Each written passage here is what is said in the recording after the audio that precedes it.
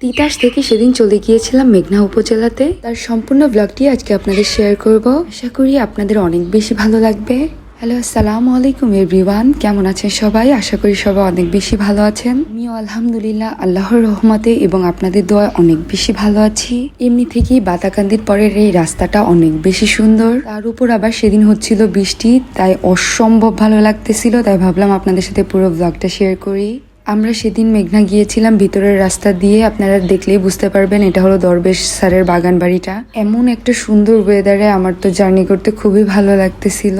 ওয়েদারটা একবারে পুরো ঠান্ডা ঠান্ডা ছিল।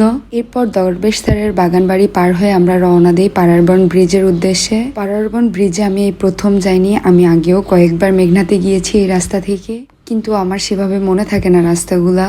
পারারবন ব্রিজটা হয়তো আপনারা সকলেই চিনেন, কারণ আমাদের এদিকটায় যখনই কোনো ঈদ বা কোনো প্রোগ্রাম হয় তখনই সবাই পারারবন ব্রিজে আসে ঘুরতে, ছবি তুলতে। এবং ঈদের সময় তো পারারবন ব্রিজের উপরে চটপটি, ফুচকা এবং অনেক কিছু বসে। দেখেন আজকে পুরাটাই ফাঁকা ছিল রাস্তা। এই মেঘলা আবহাওয়ায় পারারবন ব্রিজের উপরের দৃশ্যটা অনেক বেশি সুন্দর লাগতেছিল। আপনাদের কতটুকু আমি দেখাতে পারছি আমি জানি না, তবে আসলে আপনারা এরকম ওয়েদারে যদি এখানে কখনো যান তাহলেই বুঝতে পারবেন এর আসল সৌন্দর্যটা।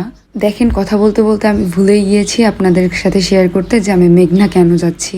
আসলে মেঘনা হলো আমার উকিল মায়ের বাসা। সেদিন ওয়েদারটা একটু মেঘলা মেঘলা ছিল, তাই যেতে যাচ্ছিলাম না। তারপর উকিল মা অনেকবার রিকোয়েস্ট করলো যে তোমার আসতেই হবে। শরীরটাও খারাপ ছিল, তারপরও কিছু করার নেই, চলে গিয়েছিলাম মায়ের কথা রাখার জন্য। তারপর যখন বের হলাম, এত সুন্দর সুন্দর দৃশ্য, স্নিগ্ধ বাতাস আর চারিদিকের এই যে আবহাওয়া দেখার পর আমার শরীরটা একদমই সুস্থ হয়ে গিয়েছিল। তখন আমি মনে মনে ভাবতেছিলাম, যাক ভালোই হলো যে আমি আজকে আসলাম। আমি প্রথমে অ্যাকচুয়ালি না করে দিয়েছিলাম যে আমি যাব না, পরে একটু জোর করে বের হয়েছি নিজের মনের বিরুদ্ধে যে আর কি। কিন্তু আসার পর খুবই ভালো লাগতেছিল ওয়েদারটা দেখে।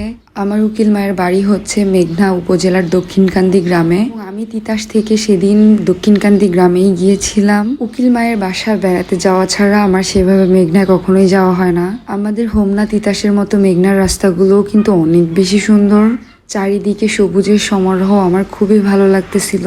দেখতে দেখতে আমরা অনেকটাই মেঘনা দক্ষিণকান্দি গ্রামের কাছাকাছি চলে এসেছিলাম। তারপর উকিল মার বাসায় দাওয়াত খেয়ে বেরিয়ে আমরা বিকালবেলা আবার রওনা দিয়ে দিই বাসার উদ্দেশ্যে। কেমন লাগলো আজকে আমার এই ভিডিও অবশ্যই জানাতে ভুলবেন না। সবাই ভালো থাকবেন, আমাদের জন্য দোয়া করবেন। আল্লাহ হাফেজ।